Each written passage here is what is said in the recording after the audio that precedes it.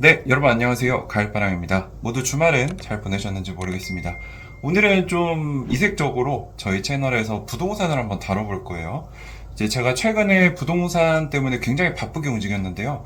이제 저희 자녀들이 이제 1살, 3살, 이제 좀 있으면은 뭐 유치원 들어갈 나이가 되기 때문에 교육을 좀 고민하지 않을 수 없었어요. 그래서 지금은 뭐 부모님 도움도 받고 뭐 이럴 겸 경기도 외곽에 나와 있는데 아무래도 핵심지로 가고 싶은 게 모든 사람의 바람일 것 같아요. 근데 제가 한 일주일 정도 부동산 전화도 많이 하고 임장도 여러 동네 다니면서 많은 것들을 배웠는데 저도 몰랐고 아마 이 영상을 보시는 분들도 대부분 이걸 모르실 겁니다. 그래서 제가 일주일 동안 부동산 공부하면서 얻은 인사이트와 현재 상황에 대해서 말씀을 좀 드리고자 합니다. 자, 우선 최근 서울 부동산이 굉장히 뜨겁습니다. 특히 뭐 핵심지라고 불리우는 강남, 마용성, 목동에서는 실거래가가 계속 신고가를 갱신하고 있고요. 전세 매물은 사라지고 있습니다. 왜 그럴까요? 일단은 가장 큰 영향은 뭐냐면 7월 달부터 시행되는 DSR 3단계 규제까지 있으면서 똘똘한 한 채 열풍이 불고 있다는 거예요. 그래서 다주택자들이 집을 서둘러 매도하고 갈 수 있는 상급지로 빠르게 가고 있습니다. 대출이 앞으로 덜 나오고 이자가 올라갈 수 있기 때문에. 그래서 오늘 이 영상에서는 왜 서울 핵심지 집값이 다시 오르고 있는지, 실거주자, 학군 수요자, 그리고 투자자는 어떻게 대응해야 할지, 지금 기회가 있다면 어디에 쓸까, 이런 얘기들 한번 해보고자 합니다. 자, 2025년 상반기에는 가장 큰 키워드는 뭐냐, 핵심지 쏠림 현상입니다. 그래서 강남 3구에서는 지금 실거래가가 연일 신고가를 기록하고 있어요. 그래서 제가 최근에 대치 미도 아파트라는 이제 대치동 학군이 굉장히 좋고 재건축이 되고 대지 지분도 크기 때문에 굉장히 투자 가치가 높은 곳에 임장을 가려고 했는데 그게 아마 38억짜리 물건이었을 거예요. 뭐 제가 살 수 있다는 게 아니라 한번 봐야겠다 싶어서 가려고 했는데 부동산에서 5분 뒤에 전화가 왔어요. 아, 매도자가 매물을 걷어들였고 38억에서 44억을 올렸다는 거예요. 불과 제가 가고 있는 5분 만에. 근데도 지금 매수자들이 따라 붙고 있는 상황입니다. 실제로 뭐 잠실, 강남, 대치 이런 데는요. 불과 3달 사이에 5억, 6억씩 올랐어요. 그래서 요거를 많이들 모르고 계시는데 굉장히 중요한 것 같아서 말씀을 드리는 거고요. 뭐 목동, 음마아파트, 잠실주공 이런 데는 뭐 이미 5억, 6억씩 오른 상태이죠. 그래서 부동산에 전화해서 아, 여기 관심 있는데 한번 임장 갈 수 있을까요? 라고 하면은 계좌가 안 나온다. 이게 무슨 말이냐면 매물이 없다. 또는 매물이 있어도 계약하고 싶은데 계약서 쓰시죠. 그러면 계좌를 안 준다는 거예요. 실제로 부동산 시장이 굉장히 크게 급변하고 있습니다. 그러면 왜 이런 일이 있는지 우리가 파악을 할 필요가 있죠. 여러 가지 요인들이 있는데 일단은 서울에 신규 입주할 수 있는 물량, 공급이 부족합니다. 그리고 두 번째, 대출 규제 우려가 있고요. 세 번째, 재건축 기대감이 있고 마지막으로 이젠 한 채라도 제대로 갖고 있어야 한다라는 불안 심리가 합쳐지면서 지금 서울 핵심지 가격이 어마어마하게 오르고 있다는 거죠. 그리고 특별히 금리 인하까지 다가오고 있죠. 지금 미국은 천천히 금리 인하를 해서 뭐 올해 2번, 내년 2번을 보고 있는데 뭐 미국이 인하를 하면 한국이 따라갈 수밖에 없겠죠. 그래서 이런 요인들에 우리나라도 금리 인하까지 한다면 네, 이 부동산 상승장이 이미 상급지부터 시작이 됐고 이게 아마 당분간 유지되지 않을까 이런 생각이 좀 들고 있습니다. 자, 부동산은 공급과 수요의 싸움인데요. 지금 서울은 공급 자체가 끊기려 하고 있습니다. 이게 무슨 얘기냐? 가장 크게 가격에 영향을 미치는 게 수요와 공급이죠. 수요는 뭐 그대로이거나 늘어나고 있는데 공급이 줄어들고 있기 때문에 뭐 비트코인 가격이 올랐던 것과 비슷한 이치인데요. 입주 예정 물량을 보면 2025년에는 3만 1천 가구 정도 되고요. 2026년에는 7,700가구, 2027년에도 1만 가구가 되지 않습니다. 그러니까 거의 3분의 1, 4분의 1로 줄어드는데 서울로 들어오고 싶어 하는 사람들은 여전하기 때문에 가격이 올라갈 수밖에 없다는 거죠. 특히 강남권은 2026년 물량이 거의 제로에 가깝다고 합니다. 이게 뭐 원인이 여러 가지가 있는데 가장 큰 거는 문재인 정부 시절에 이제 재건축과 재개발을 억제하는 정책들을 펴면서 공사비가 폭등하고 인허가 지연도 겹쳐지고 코로나 때문에 공사비 더 올랐죠. 그래서 전세 매물이 떨어지게 됩니다. 전세가가 오르고 매매로 전환하면서 집값이 상승하고 매수 심리가 확대되면서 실거래가가 아니라 호가도 상승하게 되면서 전형적인 상승 사이클로 지금 진입을 하고 있다는 거죠. 자, 그리고 대출 규제도 말을 안 할 수 없는데 당장 7월부터 시행되는 DSR 3단계 스트레스라는 게 있습니다. 대출 심사를 할 때 금리를 조금 더 더해서 계산을 하는 건데, 예를 들어서 연봉이 1억이다 직장인이, 그럼 기존에는 6억까지 받을 수 있었으면 이제 5억밖에 못 받는다는 거예요. 사실상 이 규제가 나오면 다주택자는 힘들어지고 갭투자도 힘들어지고 고소득 1주택 실수요자들만 시장에 많이 남게 되는 거죠. 그래서 지금 다주택자들이 다 정리하고 갈 수 있는 최고 상급지로 가려고 굉장히 전화도 많이 하고 임장도 많이 가고 거래가 활발히 일어나고 있는 겁니다. 그래서 규제 정책도 있고, 어차피 하나밖에 못 산다 그러면 다 정리하고 강남이든 목동이든 좋은 거 하나를 사자라는 게 지금 똘똘한 한 채 현상의 원인이고 본질이라는 거죠. 자, 근데 저같이 실거주 수요자들은 어떻게 해야 될까 생각을 좀 해보면, 일단 아이들을 생각하면 학군 수요가 있겠죠. 그래서 전략이 여러 가지 나올 수 있는데, 이게 주식과도 비슷해요. 지금 포모 현상이 벌어지고 있는 것도 맞는 거예요. 그래서 사람들이 막 사니까 나도 사야 되나 나도 사야 하나 하고 전화했는데 지금 매물 걷어들여서 신고가예요. 그러면 이거 내가 사야지 하고 잡으면 내가 신고가 찍어주는 상황이기 때문에 결코 싼 상황은 아니거든요, 단기적으로. 근데 문제는 뭐냐, 장기적으로 봤을 때 2017년에도 이런 현상이 있었는데, 그때 목동 아파트 가격이요, 지금 38평이 한 30억 정도 하는데 그때 17억 이랬어요. 2배가 된 거예요, 7년 8년 만에. 그러니까 이게 단기적으로는 고점인 것 같은데 장기적으로도 고점일까? 여기에 대해 확신을 할 수 없기 때문에 사람들이 따라 붙어서, 매도자들이 올려도 계속 따라 붙으면서 가격이 올라가고 있는 겁니다.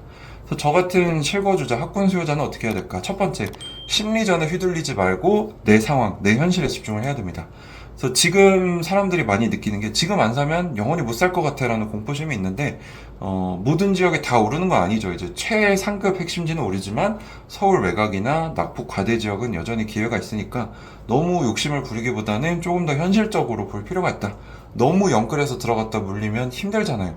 또 이게 장기간 계속 오른다는 보장이 있는 건 아닙니다. 과거에도 그랬지만 미래에도 그럴 것이다. 요거는 조금 다른 문제라는 거죠. 그리고 대체 학군지를 볼 수도 있겠죠. 강남 대치가 어렵다? 그럼 목동 재건축을 갈 수도 있고, 성동구, 금호, 옥수로 갈 수도 있고, 경기, 과천, 분당, 의왕, 평촌 이런 데도 대안이 될 수 있기 때문에 너무 공포감, 포모에 빠져서 따라갈 필요는 없다라고 저는 좀 생각을 하고, 청약이나 분양 같은 이런 기회도 있기 때문에 3년, 5년을 바라본다면 좋은 기회들이 청약이나 분양에서도 나올 수가 있습니다. 그래서 꼭 지금 신고가 찍어주면서 따라가는 게 답이 아닐 수도 있다는 거죠. 자, 그럼 투자자들 입장에서 어떨까요? 단기 차익을 노리기에는 리스크가 굉장히 크죠. 지금 핵심지는 이미 많이 올랐고 앞으로 이 진보적인 정권이기 때문에 집값을 좀 누르기 위해 노력을 많이 할 거예요. 그래서 DSR 테스트부터 나오고 양도세 중과가 나올 수도 있고요. 보유세 강화 같은 규제 카드를 만질 수 있기 때문에 지금 당장 투자하기 위해서 이 단기적 고점에서 잡는 거는 조금 어려울 수 있다. 그래서 대체 전략으로는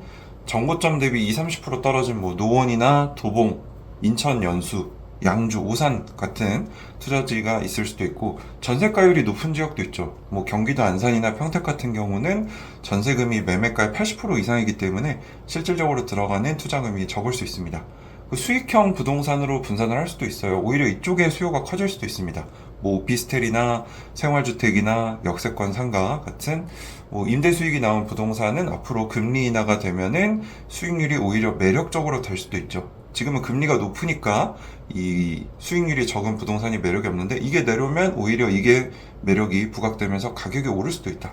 그러니까 여러 가지 투자 대안들이 있기 때문에 너무 하나에 꽂혀서 그것만 보고 위에서 무는 게 정답은 아닐 수 있다는 겁니다. 제일 중요한 건 이거죠. 무주택자들은 어떨까? 특히 20, 30, 40은 어떻게 하면 좋을까? 이게 좀 중요한 부분인데, 지금이라도 사야 할까? 너무 올라서 무섭고 안 사자니 나중에 더 오를까 불안하고 이런 마음이 많으실 텐데요. 여기도 똑같이 세 가지 답안이 있습니다. 첫 번째, 내 소득을 기반으로 현실적인 매물을 찾아야 돼요. 사실 강남이나 목동은 초고 소득자나 아니면 진짜 로또를 맞거나 투자로 10배 이상 풀린 이런 사람들이 아니면 가기 어렵거든요. 노원, 도봉, 강서, 성남, 수원, 과천, 궁포 같은 중소형 아파트나 조금 외곽이나 구축 저평가 단지들도 여전히 진입 여지가 있고, 그 중에 대지 지분 크고 오래된 재건축 단지를 잘 잡으면 여전히 괜찮은 수익이 날 수 있을 것 같아요. 특히 노원구 중계동에 20년 이상 된 앞으로 재건축이 될 수도 있는 아파트들은 지금도 6억 이하에서 실거래가가 되고 있기 때문에 괜찮은 기회들이 여전히 있다는 거예요. 그래서 너무 눈높이를 높여서 네, 저 사람들 저기 가는데 나도 가야지 이게 아니라 내 상황에 맞는 최선의 대안을 찾는 게 제일 중요합니다. 무리했다가는 정말 큰 문제가 될 수 있기 때문에. 그리고 여전히 뭐 공공분양이나 신혼희망타운, 3기 신도시와 같은 청약 기회들이 많죠. 무주택자들은 가점제나 특별공급, 우선공급과 같은 유리한 제도들이 많기 때문에 이런 청약을 공부해서 활용하는 것도 좋은 기회가 될 수 있습니다. 그래서 가점이 부족하다. 그러면 전세를 살면서 무주택 유지하면서 청약을 준비하면서 점수를 쌓는 전략도 있죠. 장기적으로 볼 필요가 있다. 주식도 똑같지만 고점에서 이거 사야 돼 하고 물면은 하락할 경우가 많기 때문에 이런 것들을 이제 무주택자분들도 생각을 해보시면 좋을 것 같아요. 그 무리한 영끌은 금물입니다. 금리 사이클이 바뀌고 있기 때문에. 지금은 대출 규제 때문에 영끌도 어렵고 DSR 테스트 때문에 더 빡빡해질 건데, 금리가 올해 하반기나 내년 초쯤에는 계속 떨어져서 인하 사이클에 본격적으로 들어가겠죠. 그래서 지금은 내가 대출이 얼마나 나오는가, 현실적으로 어떤 매물이 있는가, 요거를 체크하면서 들어갈까 말까 고민하면서 청약을 준비해야 될 때고, 포지션을 준비하는 시기가 돼야지 당장 영끌해서 들어간다? 이게 좋은 답안인지는 저도 잘 모르겠습니다. 항상 좋은 주식도 비싸게 사면은 수익이 나기 어려울 수 있잖아요. 그래서 지금 사세요라고 말을 하기가 어려운 거예요. 그래서 무주택자라고 하더라도 기회를 놓친 게 아니고요. 핵심지가 아니더라도 나의 상황과 나의 뭐 지역, 제도, 타이밍을 잘 활용하면 좋은 기회가 있기 때문에 항상 기회는 있습니다. 투자자들이 그걸 찾아서 인내하면 되기 때문에 좋은 기회들이 또 있으실 거라고 생각이 됩니다. 자, 그리고 지금 이재명 정부가 들어섰는데 정부는 공급 확대를 공언하고 있지만요. 현장에서는 공급이 없다라고 생각하시면 될 것 같아요. 특히 모두가 가고 싶어하는 핵심지들은. 그리고 재건축, 재개발은 여전히 규제도 많고 인허가, 착공까지 3년에서 5년이 걸리고요. 보통 10년에서 15년까지 보죠. 재건축 시작부터. 그래서 지금 공급을 하겠다라고 발표해도 실제 입주는 2030년 이후이기 때문에 공급이 부족한 것도 굉장히 가격을 올리는 원인이 되고 있습니다. 그래서 당장 공급 부족은 3, 4년 내에 해소가 되지 않기 때문에 이걸 캐치한 사람들, 돈이 좀 있는 사람들, 평소에 가야겠다고 생각하는 사람들은 지금 몰려서 핵심지 가격이 올라가고 있다는 거죠. 그래서 오늘 내용을 한번 다시 정리를 해보면 지금 서울 부동산은 단순히 유동성 때문이 아니라 공급도 적고 대출 규제도 앞으로 있을 거고 심리가 쏠리면서 구조적으로 상승 사이클에 최상급지부터 상급지까지 이렇게 내려오면서 상승장에 올라가고 있는 거죠. 그래서 실거주자다. 무리한 레버리지는 피하고 입지, 학군 중심으로 현실적인 대안 지역을 찾는 게 좋을 것 같고요.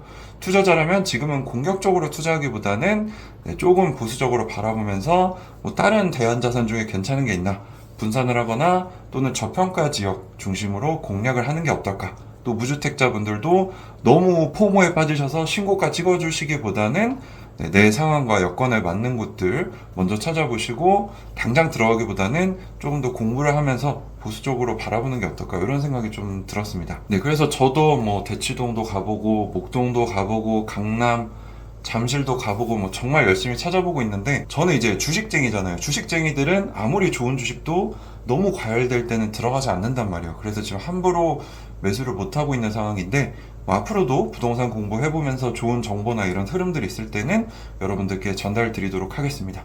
그래서 이런 큰 흐름들 이제 여러분들이 굳이 투자자가 아니셔도 부동산은 누구나 들어가서 살아야 되는 거잖아요.